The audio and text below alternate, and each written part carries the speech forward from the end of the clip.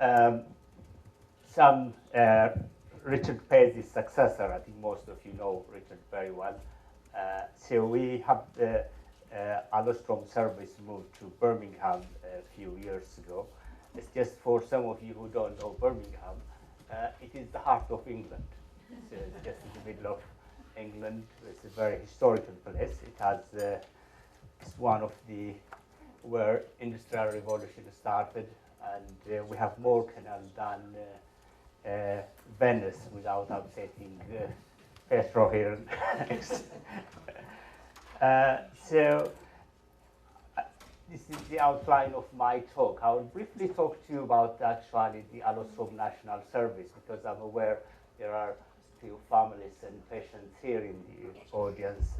Of course, it is important we focus on the research in terms of actually future development, but it's important also to remember patients do need actually care as we speak. So we run a national service based in Birmingham.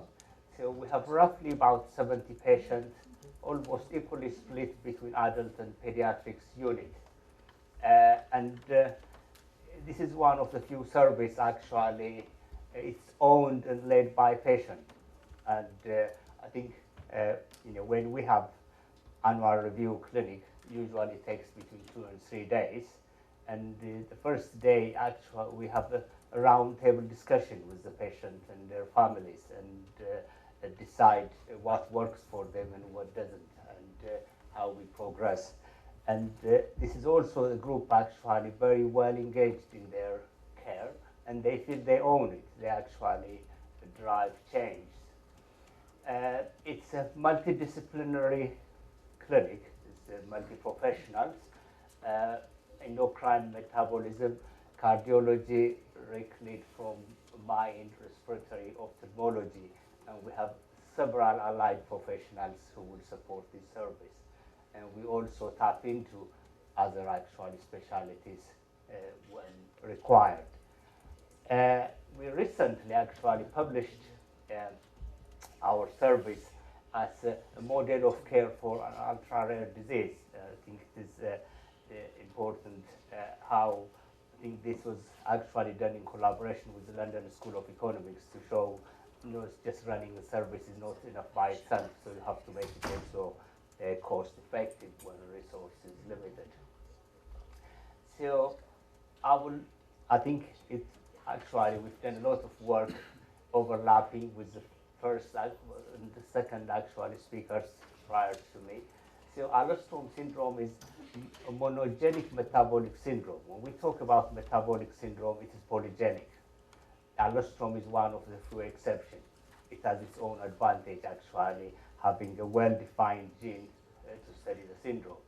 So why do we say that? I think we've discussed, I will just go briefly to summarize it. It's obesity from early childhood. As you could see, this is actually the weight, the male and female group, and it's a BMI. I think we've seen similar slides early on. Insulin resistance and dyslipidemia from early childhood. Type 2 diabetes disproportional to BMI. I think early on we've heard actually the level of HOMA index is almost sixfold actually compared to BMI match control. And it is initially reversible. It's important to know actually you could change the course of the disease even though it's actually genetic by its background. I mean, this is quite a slide I borrowed from Richard actually when he looked at the Alström syndrome, people with metabolic syndrome and healthy individual. I think there's very striking difference. We could see postprandial C-peptide up to the level of 10,000 compared to actually 1,000 in metabolic syndrome. Again, with lipid profile change and the liver fibrosis. I think it's quite consistent to the previous speakers actually finding. Looking also the Alström mouse model, I think in terms of actually normally fed and high-fat diet, the change, even though it's actually significant at the outset, but when actually changing by diet, proportionally is not that hugely different. And then when you actually restrict them with calorie, you could actually bring it down, so it's reversible. And we've seen this also in our own actually patients. Actually, they are siblings, and one lost weight and the other one gained weight over a 12-month period, and we saw progression in one and remission in the other. So even with the same actually mutation, so it's important we can reverse it. I think it is one to actually, wanting the families and patients to take a message would be some of, even though it's genetically predetermined, we can do something about it. And I will talk you through actually the complication related to, I think, Vera clearly actually alluded to non-alcoholic fatty liver disease. We did exactly the same actually, probably small change. We looked at our cohort of patients, and that's the finding I will describe. So an alcoholic fatty liver disease, as Vera alluded, it is actually part and parcel of a metabolic syndrome. And it's one of the most common liver disease. Nearly actually 40% of us in this room may have actually fatty liver.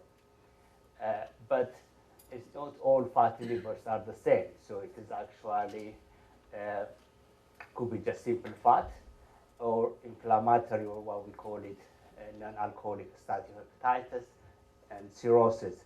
But it is important, the different stage of actually the fatty liver disease, because normally nearly 85% remain simple fat and may not progress. So when I see patients in my diabetic clinic, I will focus more on the diabetes and other cardiovascular risk factors.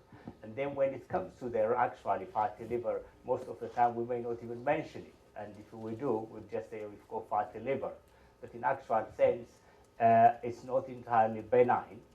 But in the general population, it is relatively benign. Having said that, it is actually now overtaking alcoholic liver disease in terms of liver transplant. It's about 50% may evolve into steatohepatitis. This is the things we have to worry about, this stage, because this stage bound to progress to fibrosis or cirrhosis and liver failure. And in adult Alström patients in our cohort, of around 35 of them, they all have fatty liver based on their ultrasound scan. What's striking is about 75% of them, not just in the simple stage, what you would expect is the opposite. They actually have advanced actually fatty liver disease. So this is not a benign condition. It's actually one of the things we have to worry about. So the fibroscan, I don't need to explain this, Vera did all on my behalf. So when we looked at our cohort of patients, and based on the cutoff point, roughly actually 50% of them have significant fibrosis. And then we looked at another markers, enhanced liver fibrosis score. This is not scan. This actually is a combination of 3 fibrotic markers. Based on that, we found roughly actually, except 2 patients, which we think no or mild fibrosis, essentially all of them have moderate or severe fibrosis or cirrhosis. I mean, this is very, very significant. And unfortunately, this enhanced liver fibrosis score test, it doesn't discriminate actually liver fibrosis from generalized fibrosis. So we know Alström is multiple organ actually with fibrosis. So it doesn't tell us, but roughly we can actually deduce. And then we went back and looked at both biopsy and post-mortem results from the different actually hospitals. We pulled it and reanalyzed by liver histologist who was blinded to actually this diagnosis, and to classify them accurately the level of actually fibrosis and cirrhosis. As you could see in these slides, except one subject, all of them actually have, they are at the fibrosis stage or non-alcoholic steatohepatitis. And what's striking is actually people who died from other cause without actually, so they have end-stage liver disease and frankly cirrhotic with portal hypertension and viruses. But that's one of the reasons I was earlier. We shouldn't, I think, make it simple in terms of portal hypertension, severe cirrhosis with ectopic esophageal varices. So this is actually, we're talking about age 25, 41, 39. So if our Alstrom patient lived longer, they would have died from liver disease rather than pneumonia or heart disease. So it is a serious complication we need to worry about. So in summary, fatty liver in Alstrom is rapidly progressing and is compared to obesity-related non-alcoholic fatty liver. So it is a serious condition. It's not a benign condition. And the majority progress to fibrosis or cirrhosis. It's silent, life-threatening actually, but masked by other serious Alstrom-related complications. So people die from other causes. That's why we haven't seen actually that many people dying from cirrhosis. And we also know, even though a fatty liver, people in the early days assume it's actually the complication of metabolic syndrome, is actually is part and parcel of it. So, but it also drives people have a fatty liver. It's difficult to actually have a good optimal metabolic control. So we've published, well, it's been accepted recently actually, this data for publication in Liver International. And the other area we know related to metabolic syndrome is premature cardiovascular disease, ischemic cardiovascular disease. Many of you have contributed to this paper led by Richard Spady. Really what is striking here is we have around 31 patients, and 6 of them have clear evidence of actually ischemic cardiovascular disease.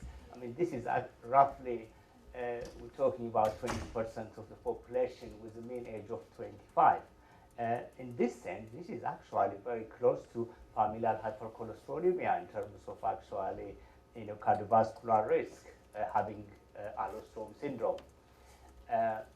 So we know people are insulin resistant and dyslipidemic from birth, so it's not surprising. We've got type 2 diabetes. Most of our type 2 diabetic patients, they don't die from their actually poor diabetic control. They die from actually cardiovascular disease. And we know they have high CRP, they are hypertensive, and they have some degree of renal impairment. And in fact, in this paper also, Richard showed increased pulse wave velocity. So really, they have got all the conditions actually to lead for cardiovascular disease. So one would even question, say, well, the second peak of cardiomyopathy may be ischemic, what we see actually late in life, in late 30s and 40s, rather than similar to what is, we know from infantile cardiomyopathy. Perhaps optimizing the metabolic control may actually prolong life. I think that's important. We need to take that message too. Then the next question is, when you have got accelerated ischemic cardiovascular disease, accelerated fatty liver disease, and extreme insulin resistance disproportionate to BMI, then we actually thought, well, I think it's probably something we should understand better about their insulin resistance. And in one of the area we actually looked at is actually the adipocyte in the Alström syndrome. So we were fortunate enough to secure grant from ASUK to allow us to do fat biopsy on subpopulation of our patients whom we matched with the control subject. And so the interesting thing, we know if you are obese, you're very likely to be insulin resistant. Having said that, not all obese patients actually, or person, will be insulin resistance. We know there are a very small group of metabolically healthy obese people, but by and large, most obese people are actually insulin resistant. And if you are obese, you will have, there's very high chance you develop diabetes, dyslipidemia, hypertension, or the metabolic syndrome. And we know obesity is the leading cause of morbidity and premature mortality worldwide. Despite intensive actually research in the last 20 years, even though we know at the population level obesity causes insulin resistance, when it comes to the pathophysiological mechanism, we actually don't understand how obesity translates into insulin resistance. So having a monogenic group of actually patients like Alström syndrome may actually be a paradigm to understand a common disease condition. So based on that, we looked at the fat biopsy result, and we matched them with healthy control.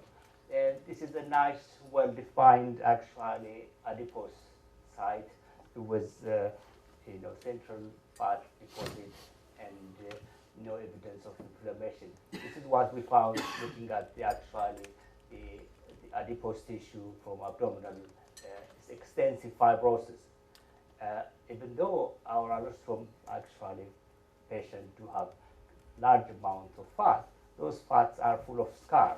But that's probably one of the reasons why they are extremely insulin resistant. Also, when we look at a different side, we still see actual extensive fibrosis in the Alström patient.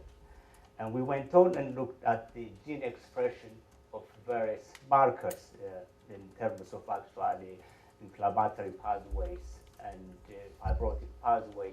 I mean, the finding was a bit complex, but clearly there are certain things we could actually make out of it. For example, the metalloprotease is one of the proteases which actually allow us to recycle extracellular matrix. It seems to be down-regulated in Alström subjects, so there is actually they would be prone to fibrosis.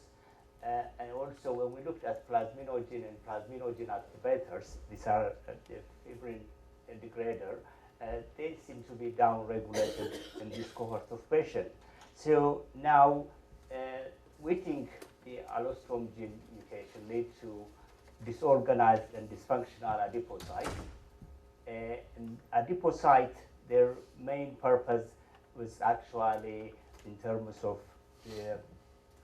the really controlling, for example, in excess calorie, they expand. They are actually one of the few tissue in our body where they can actually grow it's like a tumor cell to some extent. They can grow, and then they can also shrink when you lose weight. So but if they are full of fibrosis, they lost that sort of plasticity, so they don't actually, that perhaps will lead to fat stored in the wrong place. So there will be an overflow of fat into the liver and muscle, and which actually lead to insulin resistance. And this is, in fact, a recent paper published in New England Journal of Medicine actually showing what having excess energy intake will increase fatty acid flux. And if the adipocyte normally have the plasticity, so they can actually increase in their number and size, usually their size matters most, then they can actually absorb this excess calorie.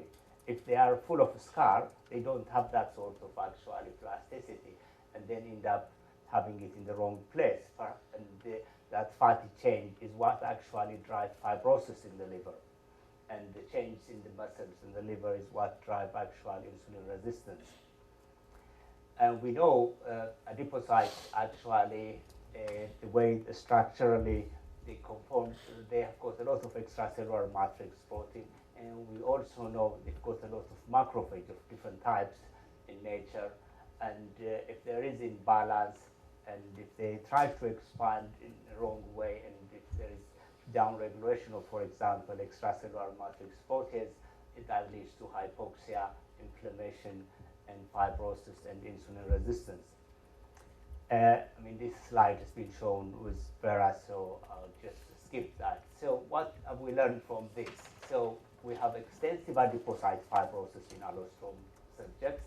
There is upregulation of pro-fibrotic gene in adipocyte, insulin resistance disproportionate to their BMI, accelerated non-alcoholic fatty liver disease, premature ischemic cardiovascular disease similar to familial hypercholesterolemia.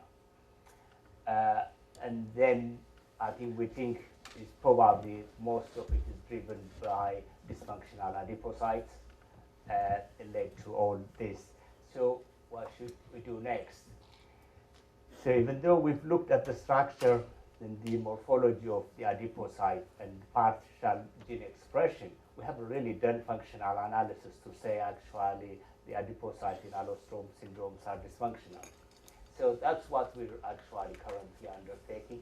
And how does extensive fat cell fibrosis drive, we think, almost the metabolic phenotype seen in Alström syndrome?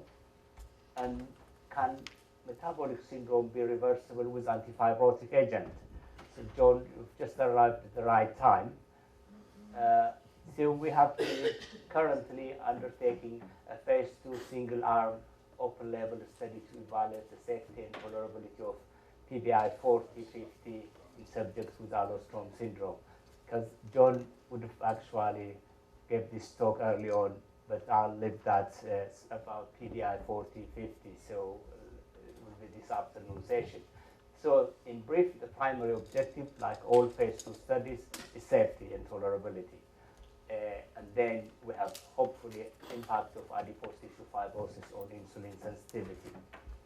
And we have a secondary objective, it's mainly looking at the metabolic syndrome parameters, inflammatory, diabetic, and impact on anti-diabetic treatment. The study design, we actually aim to recruit between 12 and 18 Alström subjects.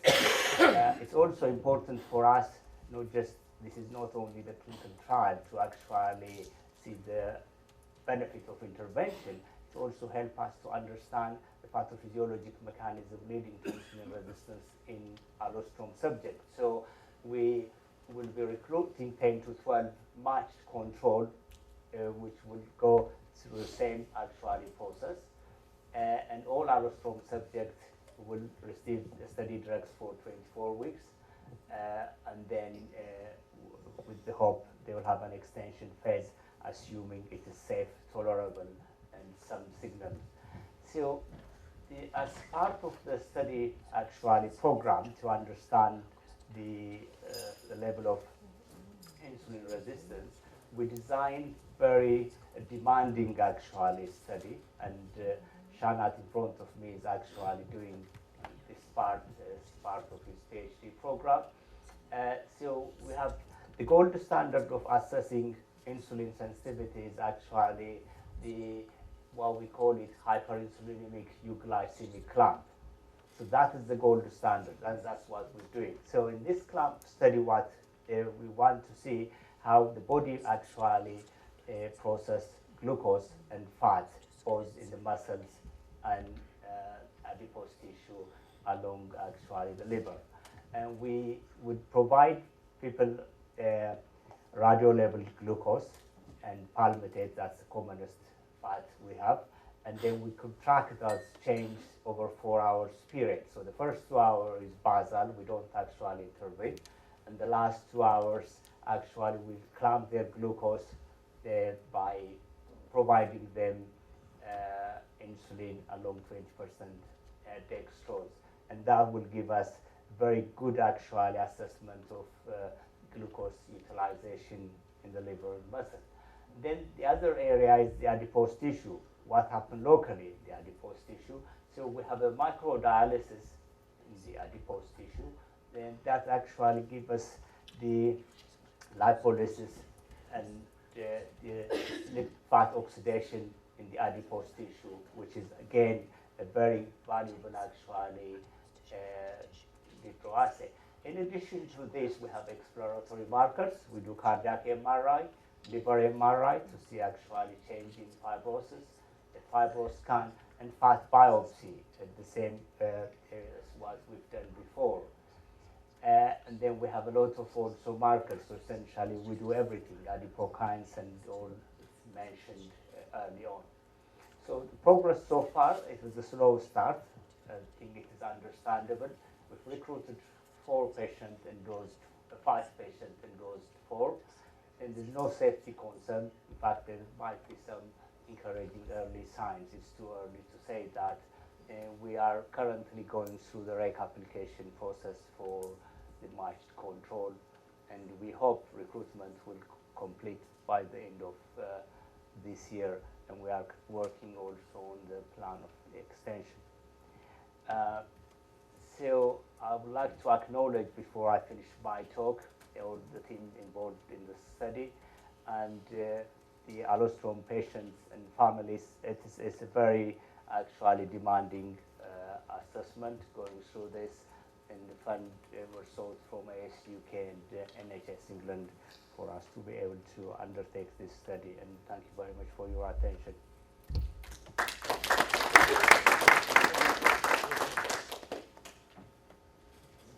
Questions? I have a question about the liver biopsies. So in the other ciliopathy patients, like patients with Hubert syndrome or recessive PKD, there is liver disease at birth. So the bile ducts and the portal system of the liver is not formed right. Yeah. So there's this congenital hepatic fibrosis, which is a ductal plate malformation. It's an embryonic defect. So it's the dysfunction of the cilia in the embryonic life results in this abnormally formed liver. And the portal fibrosis around it is a time-dependent thing that happens over time as the patient gets older. But if I were to biopsy all the ARPKD patients at birth, they would all have this the congenital hepatic fibrosis type of abnormal portal tract on the biopsy, and a little bit fibrosis which gets worse over time. Now in Alstrom, what I don't know is if they are born with a completely normally formed ductal system and portal system in the liver, what is the youngest biopsy we know, for example, youngest liver biopsy we have? So in this study, in one of the data we looked at, actually the youngest is 9 years of age, and there wasn't any evidence of actually portal fibrosis. And the portal tracts, portal vein, and the bile ducts were perfectly normal? They were perfectly normal. In fact, our liver histopathologist could not differentiate from any other actually fatty liver disease biopsy. So Alström then is different than other ciliopathies, that they are born with a normal looking portal tract at the microscopic level in their liver. I mean, I actually think the Alström syndrome hepatic fibrosis is primarily driven by fatty liver. So, I mean, we know, I think some of us may not actually agree, there is extensive fibrosis in Alström syndrome. I think there might be some actually fibrotic change. We looked very actually hard for pulmonary fibrosis, for example. We didn't see in our cohort of patients as such. And I think the liver fibrosis, we think is actually driven primarily by fatty liver. Thank you. Do you think that Alström is a ciliopathy? I think I know what answer you want to hear. That's right. Well, I guess since you've done a lot of work in this area, so I mean, you do question this, and one would question actually based on what we've discussed, is it a ciliopathy? I also had difficult time putting it into the correct Yeah. ciliopathic group. So, but I'm using the term loosely because, first of all, the term enabled me to bring the patients onto that protocol. Yes. Yeah. So, but I understand the differences. But at the same time, this protein is not only on the centromere. If it was only around the centrioles and things, and not if it wasn't one of the centrioles, the mother centriole is the basal body anyway. Right? So it is at the basal body. So it might be doing some important things for the cilia itself. So the retinal dysfunction is supporting this. some nature of the kidney disease, the medullary nature of the kidney disease might be supporting a ileopathic type of kidney problem. But in the liver, it looks like we don't see the classical ductal plate malformation. So Vincent, we are coming close to you actually. So in that sense. I have one last question. Yeah. Your adipose tissue biopsies, how old were these patients? So the average actually, because we only biopsied 8 patients, the average age was 22. But the one you showed where you had massive fibrotic lesions, That was, yeah, I don't know exactly actually what his age is. could not be young, no? It won't be that old. I mean, we haven't actually biopsied anyone over the age of 40. Yeah.